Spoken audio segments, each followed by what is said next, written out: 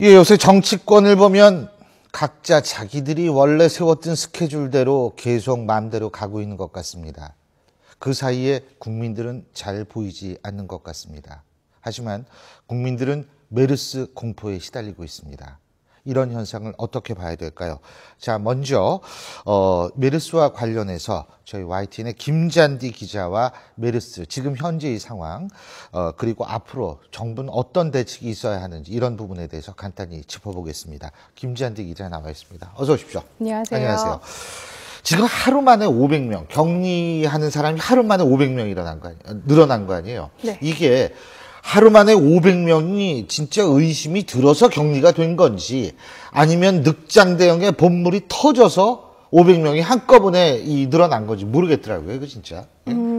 그게 조금 보는 시각에 따라서 다르겠는데요. 처음에는 정부가 이 대응을 할 때 그 격리 대상자를 정말 확진자와 아주 가깝게 밀접 접촉을 한 사람들만 격리 대상에 포함을 시켰었어요. 예. 그리고 확진 환자도 많지 않았고요.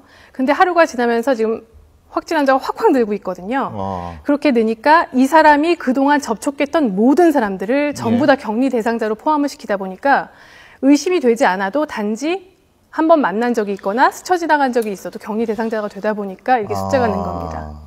근데 사실 이게 참 그래서 이제는 근데 뭐 과잉 대응이 필요하다라는 얘기도 있으니까 그것까지 뭐라고 얘기할 수는 없지만 또 하나는 첫 번째 사망자라고 알려진 여성 이전에 이미 메르스 감염 때문에 돌아가신 사망자분이 있을 수도 있다라는 보도가 어제 나오지 않았습니까? 네, 그렇죠? 있었습니다. 예. 네. 그거는 어떻게 근거가 있는 얘기일까요? 그게 이제 일반 사람들이 볼 때는 그 일반적인 호흡기 폐렴이라든가 호흡기 질환 그런 것들과 메르스를 증상만으로는 구별할 수가 없습니다. 그래서 이 환자 그 일각에서 주장하는 그 메르스로 감염돼서 숨졌을 것이라고 보는 이 환자는 그 이미 이제 보건당국이나 의료진이 이 사람이 메르스가 아니라 그 세균성 폐렴에 의해서 사망했다. 이렇게 지금 그 보건당국에서도 결론을 낸 상태고요. 그 세균과 바이러스가 아무래도 다르다 보니까 흡인성 폐렴이나 이런 세균성 폐렴 같은 경우는 항생제가 듣거든요. 그렇기 때문에 그 메르스로 인한 감염 사망은 아닌 것으로 지금 보고 있습니다. 그렇군요. 어쨌든 지금 정부 계속 말이 바뀌었어요. 3차 감염은 아직 전 세계에서 나오지 않았기 때문에 우리에서 일어날 가능성이 희박하다. 그죠? 근데 3차 감염자가 나왔어요. 그리고 3차 감염자가 나온 상태에서 지금 뭐 공기 전염 가능성, 괴담이다. 이거는 이렇게 지금 얘기를 하고 있는데 어쨌든 국민들은 굉장히 불안하단 말이에요. 그러니까 혹시 뭐 별 얘기가 다 나오더군요. 그 얘기 들으셨어요? 우리나라 국민 체질이 메르스에 잘 걸리는 체질일 것이다. 이런 얘기까지 지금 진짜 우리 입장에서 볼 땐 기가 막힌 얘기인데 어쨌든 변종 가능성마저 제기가 되고 있는 상황이잖아요. 그죠? 가능성이 있을까요? 글쎄 지금까지 그러니까 이 질환에 대해서 메르스에 대해서 사람들이 불안이 높은 이유는 신종 감염병이라는 거. 그래서 새롭기 때문에 전 세계적으로 새롭기 때문에 이거에 대한 명확한 아직도 이게 어떤 질환이다라고 명확하게 100% 확신을 가지고 얘기할 수 있는 사람이 아무도 없다는 데 이제 문제가 있는 건데요. 근데 예를 들면 3차 감염에 대한 얘기는 처음에 그 3차 감염이 전 세계적으로 없다는 얘기는 약간 좀 와전이 됐는데 그 3차 감염은 지역사회 확산을 얘기하는 거예요. 그리고 우리가 지금 언론이나 이 보건당국에서 얘기하는 3차 감염은 그 2차 감염자로 인해서 그 사람 접촉으로 인한 3차 감염자를 얘기하는 거기 때문에 중동의 경우에도 병원 내에서 3차 감염은 굉장히 많았어요. 병원 내에서 환자를 통한 의료진 아니면 가족들 이런 옆에 있던 환자들은 이미 3차 감염이 굉장히 많았거든요. 그렇기 때문에 물론 보건당국이 말을 바꾸었다고 보실 수도 있겠지만 이 3차 감염이나 이런 개념이 다르다는 거죠. 그래서 조금은 그렇게까지 불안해하시진 않아도 될 것 같은. 그렇군요. 근데 공기 감염의 그 가능성은 정부에서 뭐 100% 부인하고 있습니다, 지금. 그죠? 근데 일부 의료계 종사자분들은 모르는 상태다라고 표현하는 분도 계시거든요. 네. 그러니까 이거 일반 국민의 입장에서 볼 때는 어떻게 이 누구 말을 이 신뢰해야 될지 모르는 상황도 있는데 네. 일단은 공기 감염은 안 되는 걸로 지금 알려지고 있는 건 확실한 거 아니에요? 네, 지금까지 이것도 지금까지의 그 메르스 환자의 감염 경로들을 추적해 보니 그렇더라라는 거지. 그러니까 임상적으로 환자를 1,200명 정도 가까이 전 세계적으로 나왔으니까요. 네. 그런 환자들을 봐 보니까 공기 전염은 안 되더라. 이 가래나 침 같은 거 기침을 했을 때 나오는 것들로 인한 감염이더라라는 거지. 100% 공기 감염은 불가능하다는 건 아니에요. 예. 그건 아니고요. 예. 예. 아니 그 병원에 입원했던 환자 네네. 환기구 시료도 채취해 갔다 그러더라고요. 네네. 그거는 혹시 모르니까. 100% 아니라고는 아무도 얘기할 수 없는 상황이기 때문에 거죠. 그렇다는 말씀이신데. 하지만 지금까지의 과학적 근거나 논문들을 볼 때는 공기 감염은 아닌 것으로 보인다. 공기 감염이라면 사스나 이런 신종 인플루엔자 때처럼 이미 환자가 굉장히 많이 전 세계적으로 퍼졌겠죠. 공기 감염이라면요. 그럴 수 있죠. 네.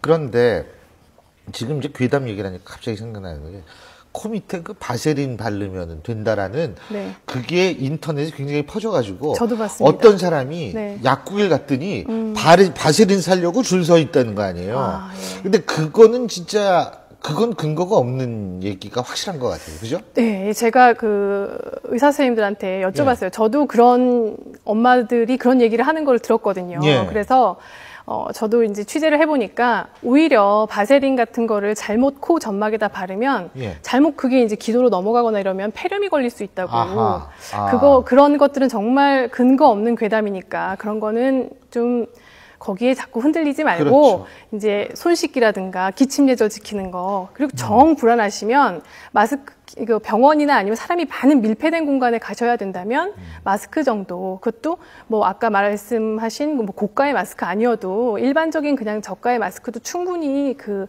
예방할 수 있다고 하거든요. 그러니까 그런 것들을 끼는 걸로 충분히 예방이 가능할 것으로 보고 있습니다. 근데 이제 확실한 거는 마스크를 어떤 마스크든 한 번 쓰면 네. 이게 하루 쓰면 버려야지 그렇죠. 이걸 다시 빨고 이렇게 쓰면 안 된다고 그러더라고요. 네, 그건 효과가 확실하고. 없다고요. 예. 근데 지금 가장 중요한 게 아까 잠깐 말씀하신 지역사회의 전염 가능성인데 네. 지역사회의 번질 가능성 어느 정도라고 보시죠? 그거는 정말 제가 이렇게 확신을 가지고 얘기할 수 있는 상황이 아니죠. 근데 이제 저도 취재를 하다 보니까 뭐 보건당국이나 아니면 지금까지 감염내과 전문 선생님들은 예. 우리나라에서도 지역사회 확산은 정말 쉽지 않다. 그러니까 가능성이 굉장히 낮다. 희박하다. 이건 보건당국뿐만 아니라 이 감염내과 전문의 선생님들도 다들 일관적으로 얘기를 하시는 부분이에요. 지역사회 확산이라는 거는 정말 여기저기서 막 사람들이 환자들이 마구마구 발생을 해야 되는데 그런 상황은 지금까지는 병원 내 감염이 100%이기 때문에 통제가 어느 정도 가능하고 3차 감염의 확률은 그렇게 높지 않다. 이렇게 보는 게 보다 좀 근거가 있지 않을까라는 생각이 듭니다. 그런데 네. 지금 이제 뭐 그 지역사회 감염으로서의 번질 가능성이 지극히 낮다라고 하더라도 네. 국민들이 그걸 잘 믿지를 않아요. 그렇죠. 네. 정부 대책의 문제점, 정부가 너무 실을 잃었기 때문에 그렇거든요. 과연 위기 관리 능력이 있느냐조차 지금 도마 위에 오르고 있는데 네. 문제점 정리해 보죠. 일단 보건당국이 처음에 그 메르스라는 질환에 대해서 잘 모르고 있는 상황에서 예. 당연히 이제 해외 사례 같은 것들을 보고 거기에 맞춰서 대응을 하잖아요. 예. 그러면 이제 세계보건기구에서 권장하는 대로 우리는 그 지침에 따라서 했단 말이에요. 그런데 또 일부 국가에서 미국이나 중국 같은 데서는 이 메르스를 단지 세계보건기구에서 보는 메르스가 아니라 사스 수준으로 전파력도 훨씬 더 강할 수도 있고 그리고 아직 왜냐하면 근거가 너무 희박하니까 전 세계적으로 막 예. 확산된 게 아니니까 우리 확실히 방역 체계를 컨트롤을 확실히 하자라는 생각에 사스 수준으로 그렇게 했는데 우리나라는 세계보건기구에서 공고하는 수준 정도로 지침을 하다가 이번에 좀 많이 굉장히 적극적으로 선제적으로 이번에 바뀌었어요. 뒤늦게.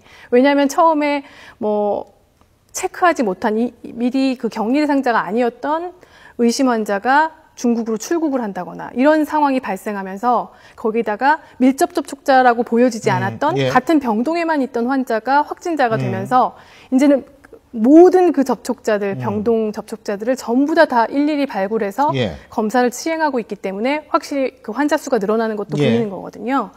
그래서 아마 그런 것일 겁니다. 이번 주가 진짜 고비일까요? 고비가 언제 올까요? 그거는 정말 저도 잘 모르겠는데, 그렇죠. 예. 환자가 뭐, 사실은 가능성은 열려 있는 게 단순히 그 병원 내 3차 감염자가 늘어나는 것도 그렇지만 중동을 지금 다른 사람들 많이 왔다 갔다 하거든요. 어디서 어떻게 중동 갔다 온 사람이 또 올라올 수 있는 거거든요. 특히나 이 시기가 봄철이 낙타가 이제 뭐라 그러죠? 이렇게 아기를 낳는, 새끼를 낳는 시기여서 그때가 원래 중동 국가에서도 메르스가 갑자기 또 확산하는 그런 시기래요. 그래서 지금 중동을 갔다 오시는 분들은 또 언제든 감염돼서 오실 수 있기 때문에 저희가 함부로 예단할 수가 없는 거죠. 예. 인터넷에 그런 얘기 많이 있어요. 이제 집에 있는 낙타를 팔 때가 된 것 같다. 뭐 이런 거 있죠. 예. 그런 얘기가 좀 안 나오게 정부가 잘했으면 얼마나 좋았을 뻔했을까요? 자, 오늘 말씀 여기까지 듣죠. 수고하셨습니다. 감사합니다.